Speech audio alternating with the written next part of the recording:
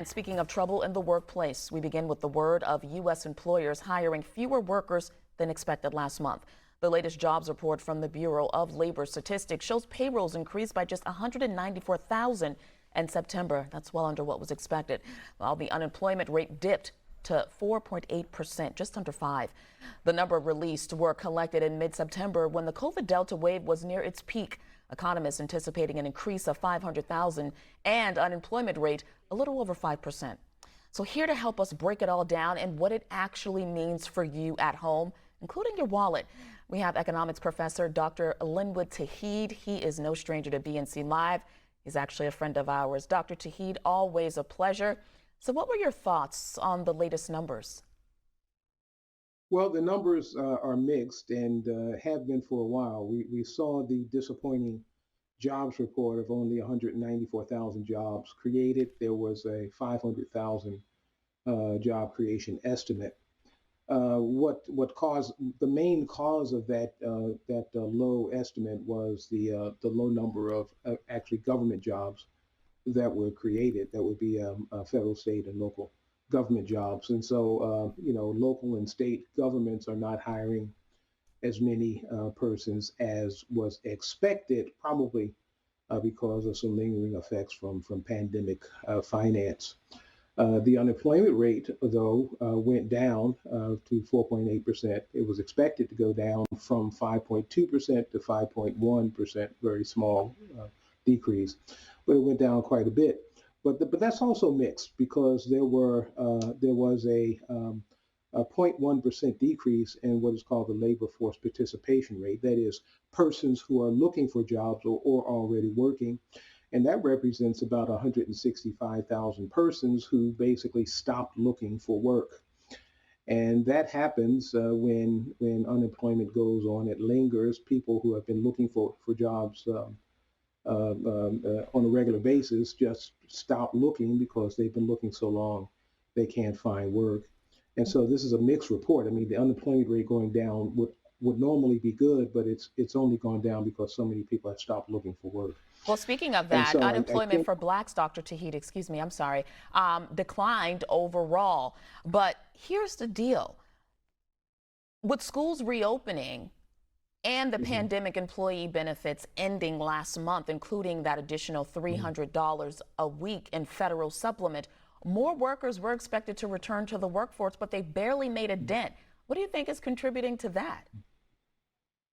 Well, when about 26 governors in red states terminated the federal pandemic unemployment of $300, with an expectation that if they stop those unemployment benefits, people will go back to work. We saw that that did not happen in those states.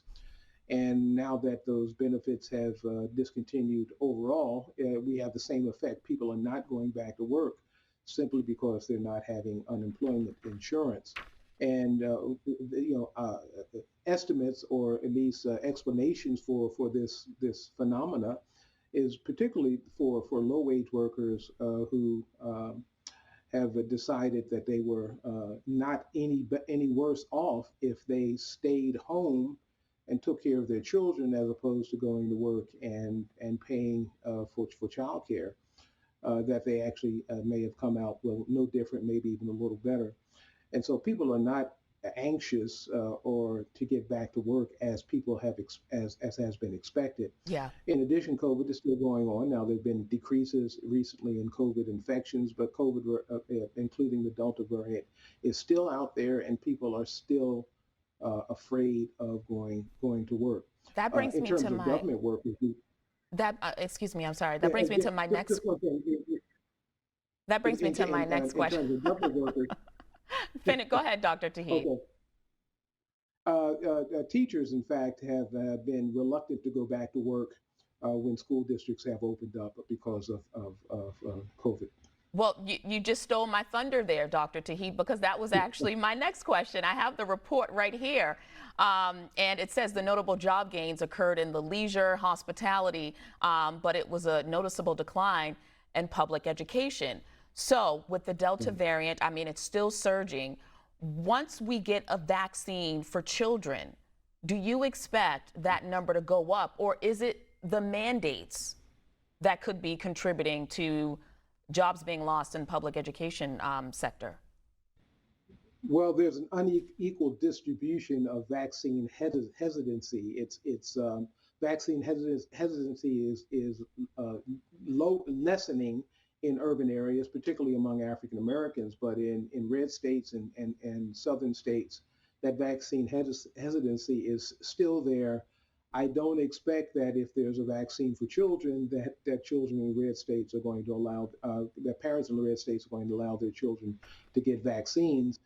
And so we're going to have a northwest versus southern state difference in terms of vaccinations. And again, teachers in those areas are afraid to go to school, even if they're vaccinated. They're afraid to go to school because you can still carry the virus. You can still pass that on to children who are unvaccinated, and you can also still get sick, although the severity is not as great. All right, well, Dr. Tauheed, my last question for you is, what can we take away from this jobs report? And the president is expected to speak. What do you think he'll say about it? I think what we take away from this jobs report is that the infrastructure bills, both of them, the bipartisan infrastructure bill and the Build Back Better plan infrastructure bill, are vitally necessary just to help us get out of this pandemic, and not the less of investing in our future as we go forward. Otherwise, we are at risk of collapsing back into a recession.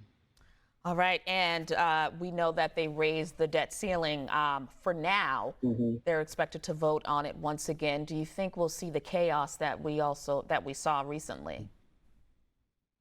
Well, it's interesting that Mitch McConnell, who was a roadblock to getting the debt ceiling, made a deal. Now he's being criticized by Republicans for making that deal, but obviously he thought that it wasn't a winning issue for Republicans, or at least for the Republican Party that he leads. And so I think that's a good sign. The debt ceiling fight is a false fight. There's really no need for the U.S. to have a debt ceiling.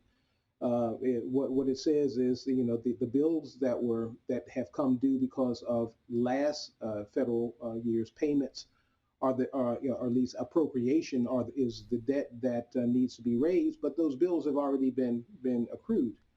And so the appropriations process is a place where money is authorized to be spent. And the executive branch should have the authority to simply to spend that money, not to wait for some kind of fictitious debt ceiling to be raised in order to pay its bills that it's already incurred. Dr. So Linwood. we need to eliminate the debt ceiling. Got it. Always a pleasure. It's never enough time with you, Dr. Tauheed. Always a pleasure, though. Thank Yes. you.